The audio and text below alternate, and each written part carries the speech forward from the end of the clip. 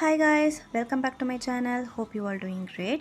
நம்ம dinner side சீரீஸில் இன்றைக்கி வந்து டே 2 ரொம்ப ஈஸியாக 2 to 3 மினிட்ஸ்க்குள்ளே ப்ரிப்பேர் பண்ணுற மாதிரி சூப்பரான ஒரு ரெசிபியோடு வந்திருக்கேன். அது எப்படி பண்ணுறதுன்னு பார்க்கலாமா? ஒரு கடாய் நல்லா சூடானதுக்கப்புறம் ஒரு அரை மூடி தேங்காவை கட் பண்ணிட்டு நல்லா ட்ரை ரோஸ்ட் பண்ணி எடுத்துக்கோங்க. எண்ணெய் எதுவும் விட தேவையில்லை. இந்த மாதிரி ட்ரை ரோஸ்ட் பண்ணதுக்கப்புறம் மிக்சர் ஜாருக்கு மாற்றிட்டு ஒரு அரை ஸ்பூன் மிளகாத்தூள், உங்களுக்கு தேவையான அளவுக்கு உப்பு ஆட் பண்ணிக்கோங்க.